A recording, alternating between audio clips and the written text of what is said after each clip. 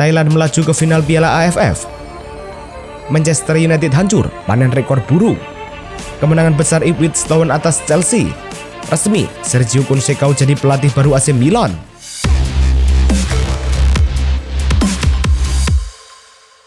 Halo Soccer Mania, kembali lagi di Blessing Soccer News. Kali ini kami sudah siapkan berita-berita terbaru seputar dunia sepak bola. Tentunya untuk kalian semua, selamat menyaksikan.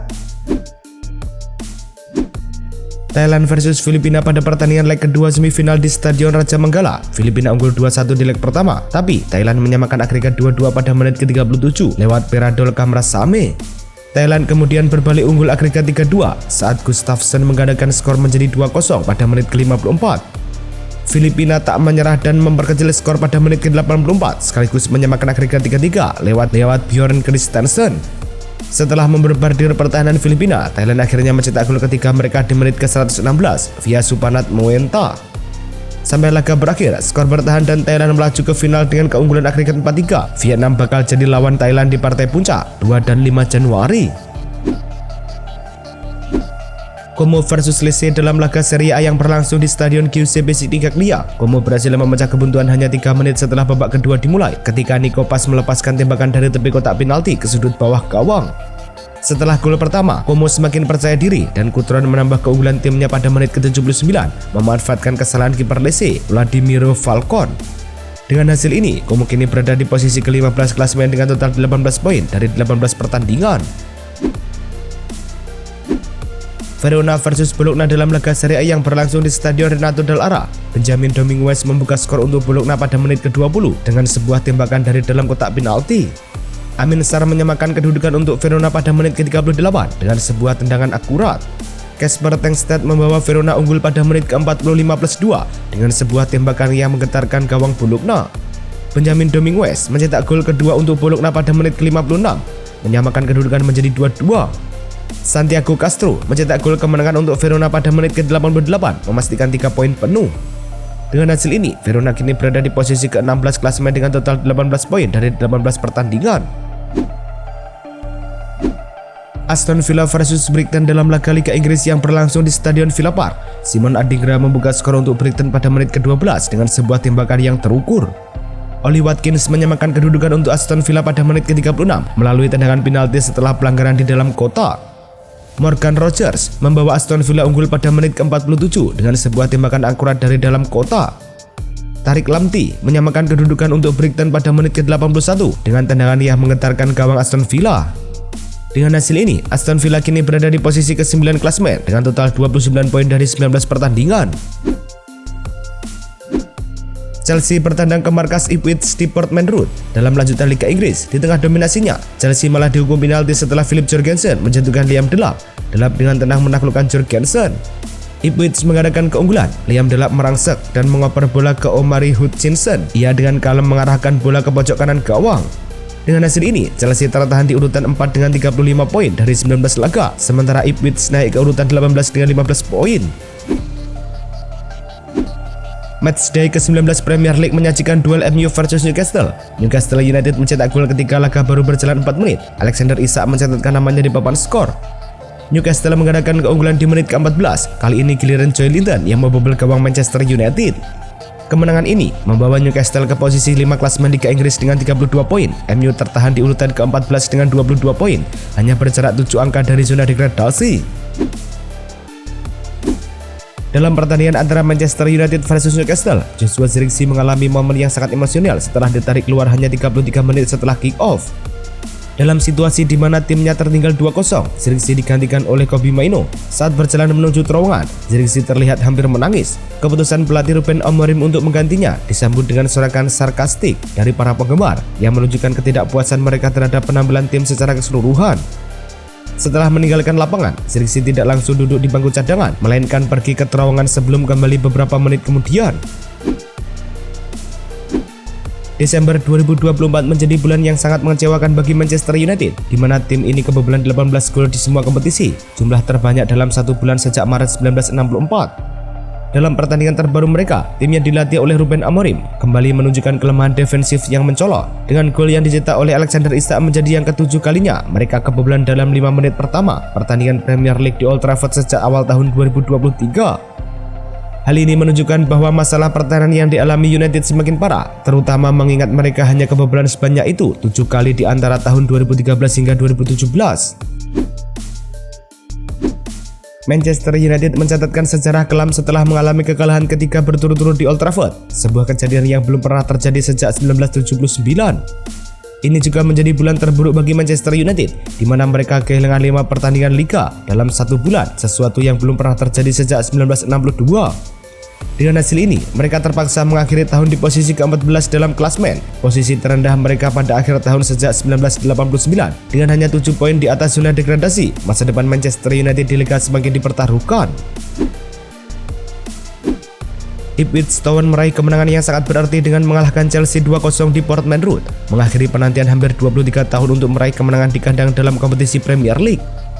Kekalahan ini menandai catatan buruk bagi Chelsea yang kini telah bermain 6 kali di Premier League tanpa meraih kemenangan melawan Ipswich, menjadikannya lawan tersulit mereka di kompetisi ini.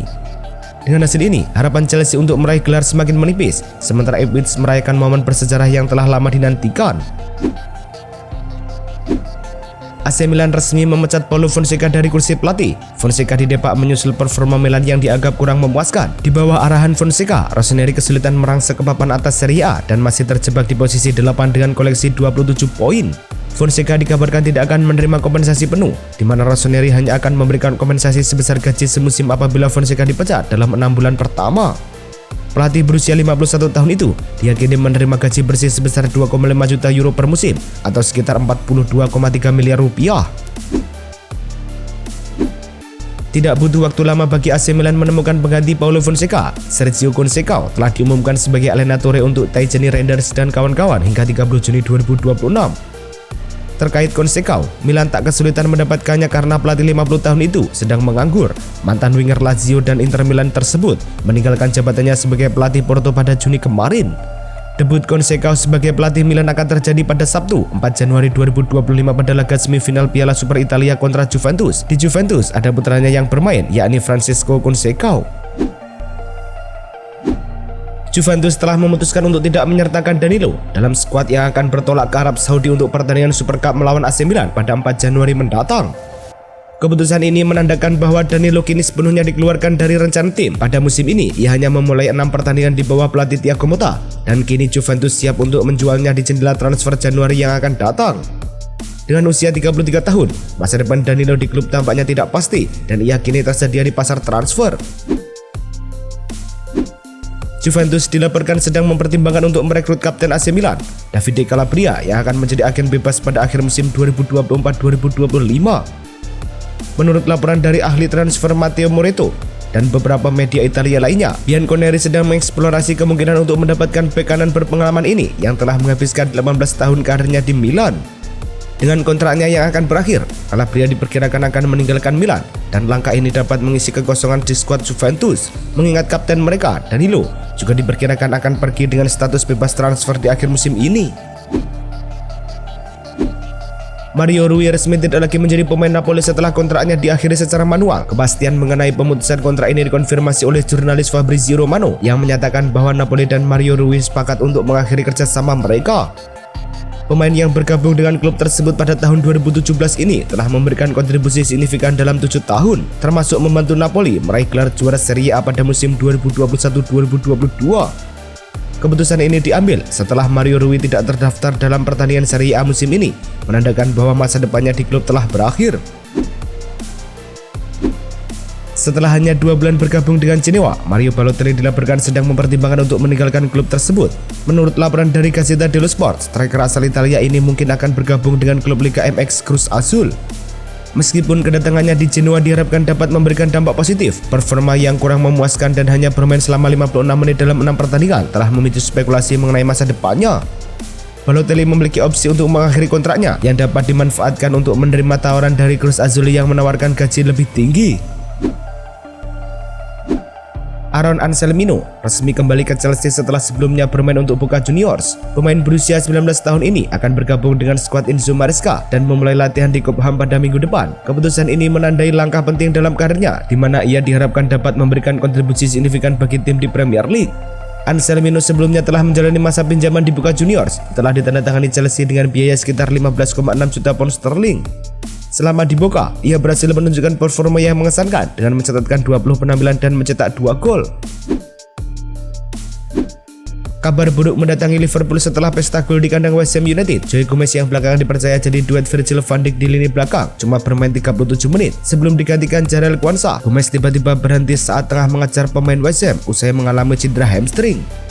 Dia kemudian tertatih-tatih sambil memegangi paha belakangnya. Menurut Physioscout, Gomez berpeluang absen maksimal 10 pekan jika cedera hamstringnya tergolong parah. Waktu minimal pemulihan adalah 2-4 pekan jika tingkat cederanya di level pertama. Real Betis telah menghubungi Manchester United untuk mengajukan tawaran peminjaman bagi winger Brazil Antony pada bursa transfer Januari 2025 mendatang. Menurut laporan The People's Person, klub La Liga tersebut bersedia untuk berbagi gaji pemain berusia 24 tahun itu yang selama ini mengalami kesulitan untuk mendapatkan waktu bermain reguler di Old Trafford. Dalam situasi ini, Antony diharapkan dapat menemukan kembali performa terbaiknya di Real Betis, di mana pelatih Manuel Pellegrini menganggapnya sebagai tambahan yang ideal untuk skuadnya.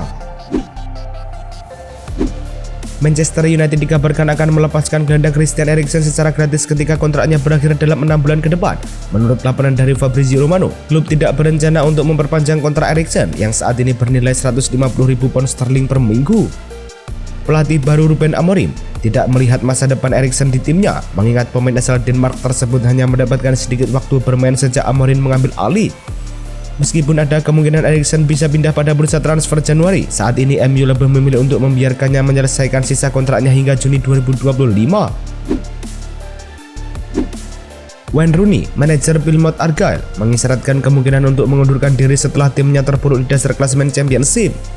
Dalam pertandingan terbaru, Plymouth mengalami kekalahan 2-0 dari Oxford United yang merupakan kekalahan ke-13 dari 23 pertandingan musim ini. Dengan catatan buruk ini, para penggemar mulai meluapkan kekecewaan mereka, menyerukan agar Rooney segera mundur. Timnya kini tanpa kemenangan dalam 9 pertandingan terakhir dan telah kebobolan 51 gol, menambah tekanan pada mantan kapten tim nasional Inggris tersebut untuk segera mengambil tindakan. Pengadilan Spanyol telah menolak banding yang diajukan oleh FC Barcelona terkait pendaftaran pemain baru Dani Olmo dan Pau Victor. Keputusan ini diambil setelah pengadilan menolak permohonan klub untuk langkah pencegahan yang akan memungkinkan mereka untuk mempertahankan pendaftaran kedua pemain tersebut hingga akhir musim. Dengan berakhirnya masa pendaftaran pada 31 Desember, Barcelona terpaksa kini mencari alternatif lain untuk memenuhi syarat pendaftaran, termasuk penjualan paket kursi VIP di Camp Nou yang diharapkan dapat menghasilkan lebih dari 100 juta euro.